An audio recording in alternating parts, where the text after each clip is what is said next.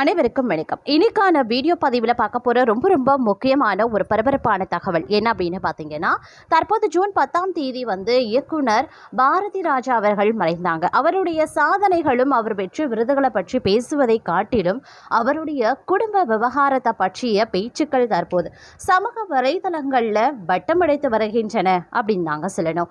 அவருடைய குடும்ப பிரச்சனை நாளுக்கு நாள் பார்த்தீங்க அப்படின்னா அதிகரித்த வண்ணமே இருக்கிறது. தற்போது பார்த்தீங்க அப்படின்னா 300 கோடி ரூபாய் சொத்துக்காக நடுத்தெருவில் அடித்து கொண்ட பாரதி ராஜா மருமகள் மற்றும் மகளின் விவகாரம் தற்போது வெளிச்சத்திற்கு வந்துள்ளது. இந்த விவகாரத்தில் என்ன நடந்திருக்கு அப்படிங்கிறத பற்றின தகவலோடு இன்னும் பரபரப்பான தகவலை நீங்கள் தெரிந்து கொள்ள வீடியோவை ஸ்கிப் பண்ணாமல் கடைசி வரைக்கும் பாருங்கள். வீடியோக்குள்ளே போகிறதுக்கு முன்னாடி இது வரைக்கும் நீங்கள் நம்ம சேனலை சப்ஸ்கிரைப் பண்ணலை அப்படின்னா உடனே சப்ஸ்கிரைப் பண்ணிக்கோங்க. அப்படியே பக்கத்தில் இருக்கக்கூடிய நோட்டிஃபிகேஷனுக்கான பில் பட்டனையும் ப்ரெஸ் பண்ணிக்கோங்க. சரி நேர்களே, வாங்க வீடியோக்குள்ளே போகலாம். பாரதி ராஜாவின் குடும்ப பின்னணி மிகவும் பெரியதுங்க. குடும்ப சொத்து மீடியாவில் வெளிவந்து விட்டதால் அவர்கள் நந்தனா குடும்பத்தை எதிர்த்து நின்றார். ஒட்டுமொத்த மீடியாவும் அவர்களுக்கு எதிராகத்தான் போகும். நியாயம் கிடைப்பதற்கு அவர்கள் மனசாட்சியோடு நடந்து கொள்ள வேண்டும்.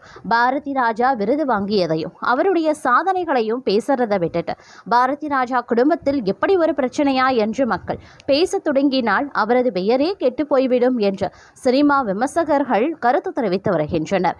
அந்த வகையில் பார்க்கும் பொழுது பாரதி ராஜா மகன் மனோஜ் மறைந்த போதே அவரது மனைவி நந்தனாவிற்கும் அவர்களது 2 மகள்களுக்கும் சொத்துக்களை எழுதி கொடுத்து விட வேண்டும் என்று பாரதி ராஜா ஒரு தீர்க்கமான முடிவிற்கு வந்தாராம்.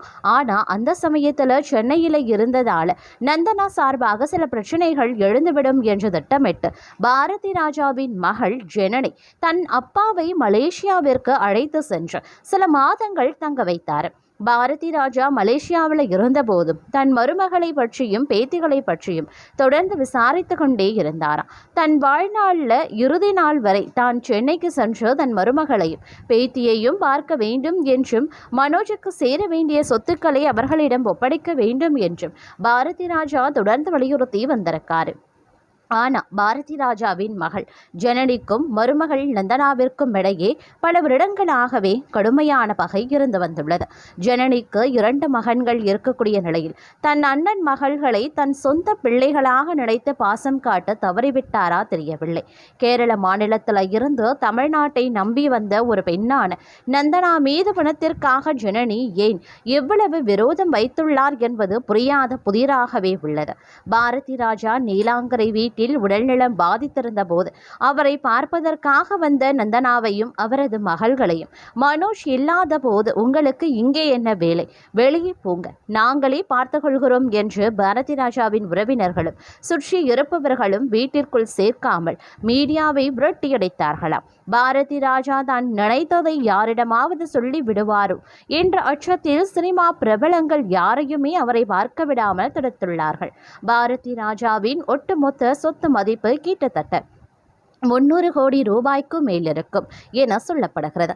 இவ்வளவு சொத்துக்கள் இருந்தும் அதில் 50 கோடியாவது நந்தனாவிற்கு தர மறுக்கிறார்கள். பாரதி ராஜா இறுதி சடங்கு நடந்த போது மேடையிலையும் ஒட்டுமொத்த மக்கள் கூட்டத்திற்கு மத்தியில் நந்தனாவை மிகவும் அசிங்கப்படுத்தி அவமானப்படுத்தி இருக்கின்றனர்.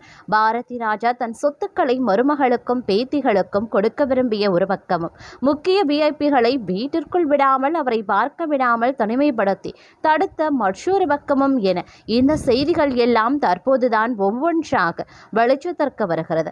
மலேசியாவில் என்ன நடந்தது? சொத்துக்கள் முழுமையாக மற்றவர்கள் கைக்கு போய்விட்டதா அல்லது இன்னும் எழுதி தராமல் ஒரு பகுதி இருக்கிறதா என்பது இன்னும் தெரிய வர வேண்டும். இதனால் நந்தனாவும் அவரது 2 மகள்களும் ஒரு வக்கீலை வைத்து இந்த விவகாரத்தை எப்படி விசாரிக்கலாம், கேஸ் போடலாம் என்று அடுத்த கட்ட சட்ட நடவடிக்கைகளை பற்றி ஆலோசித்து வருவதாக தகவல்கள் வருகின்றன.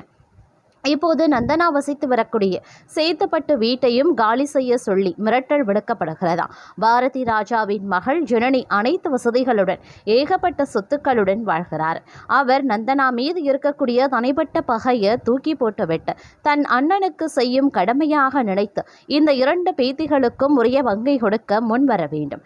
பாரதி ராஜா தனது சுய சம்பாத்திய சொத்துக்களை உயில் எழுதாமல் இருந்திருந்தால் சட்டப்படி மனோஜின் 50% பங்கு பங்கு நேராக நந்தனாவிற்கும் அவரது மகள்களுக்கும் வந்து சேரும். நந்தனாவிற்கு உரிமை இல்லை என்று மறுத்தாலும் பாரதி ராஜாவின் சொந்த ரத்தமான அவரது 2 பேத்திகளுக்கும் இந்த சொத்தில் முதல் உரிமை உண்டு. எனவே நந்தனா ஒரு சிறந்த வழக்கறிஞரை வைத்து இந்த சொத்துக்களை சட்ட போராட்டத்தை உடனே ஆரம்பிக்க வேண்டும். நந்தனாவுக்கு ஆதரவாக போராட சென்னையில் ஆட்கள் இல்லை.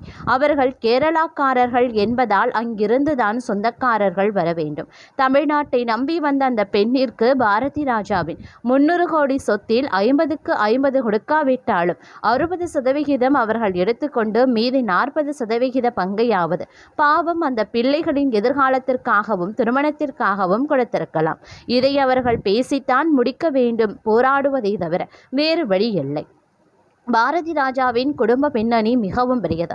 இந்த சொத்து பிரச்சனை மீடியாவில் வந்துவிட்டதால் அவர்கள் நந்தனா குடும்பத்தை எதிர்த்து நின்றால் ஒட்டுமொத்த மீடியாவும் அவர்களுக்கு எதிராகத்தான் போகும். நியாயம் கிடைப்பதற்கு அவர்கள் மனசாட்சியோடு நடந்து கொள்ள வேண்டும்.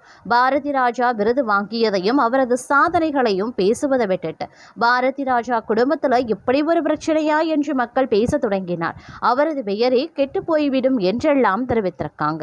அது மட்டும் இல்லாமல் பாரதி ராஜா இறுதி சடங்குல கூட இவ்வாறு ஒரு பிரச்சனை வெடித்திருக்கிறது.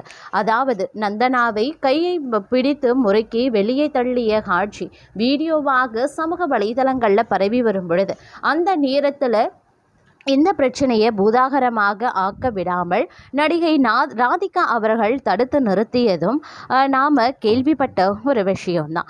ஆனாலும் இந்த விவகாரம் அப்படிங்கிறது நாளுக்கு நாள் பார்த்திங்க அப்படின்னா அதிகரித்து கொண்டே போய்கொண்டிருக்கிறது. இந்த சொத்து விவகாரத்தை பற்றி பார்த்திங்க அப்படின்னா பல செய்திகளும் பார்த்திங்கன்னா முரண்பாடற்ற விஷயங்களும் வந்து கொண்டே இருக்கிறது அப்படின்னே கூட சொல்லலாம். அதிலும் பார்க்கும் பொழுது தற்போது பார்த்திங்க அப்படின்னா மனோஜ் மறைவிற்கு பிறகு பார்த்தீங்க அப்படின்னா பாரதி ராஜா ரொம்பவே மனமுடைந்து காணப்பட்டதாகவும் அவர் தன்னைத்தானே தனிமைப்படுத்தி கொண்டதாகவும் கூறப்பட்ட நிலையில தற்போது மகள் ஜனனி தற்போது மலேசியாவிற்கு அவரை அழைத்து சென்று 6 மாத காலம் வைத்திருந்ததும் அவர் யாரிடமும் பேச விடாமல் தடுத்திருப்பதும் மிகப்பெரிய அளவில் அவருடைய ரசிகர்கள் மத்தியில் ஒரு விதமான கோபத்தையும் சமூக வலைதளங்களில் விவாதத்தையும் அதிகரிக்க செய்திருக்கிறது அப்படின்னு நான் சொல்லணும். இந்த விஷயம் அப்படிங்கிறது அதாவது சொத்து விவகாரம் தொடர்பாக பார்த்தீங்க அப்படின்னா மனோஜ் அவருடைய மனைவி நந்தனா அவர்கள் போராட வேண்டிய சூழ்நிலைக்கு தள்ளப்பட்டிருக்கிறதுனால அவங்க தற்போது நீதிமன்றத்தை நாட வேண்டியிருக்கக்கூடிய சூழ்நிலை எடுக்கிறது. அவங்க ஒருவேளை நீதிமன்றத்தை நாடி போனால் கண்டிப்பாக பார்த்தீங்க அப்படின்னா மனோஜ் அவர்களுக்கு முழு உரிமை கிடைக்கப்பெறும். அதாவது சொத்துல பார்த்தீங்கன்னா 50க்கு 50% அவருடைய பங்கு கிடைப்பதற்கு வாய்ப்புகள் அதிகபட்சமாகவே இருக்கிறது. இதில் அதிகமாக அவங்க நீதிமன்றத்தை நந்தனா அவர்கள் நாடனா ஜனனி அவர்களுக்கு மட்டுமே மிகப்பெரிய அளவில் ஒரு பிரச்சனை எழுவதற்குண்டான வாய்ப்புகள் இருக்கு அப்படின்னும் பலரும் தங்களுடைய கருத்துக்களை சமூக வலைதளங்களில் பதிவிட்டு வராங்க.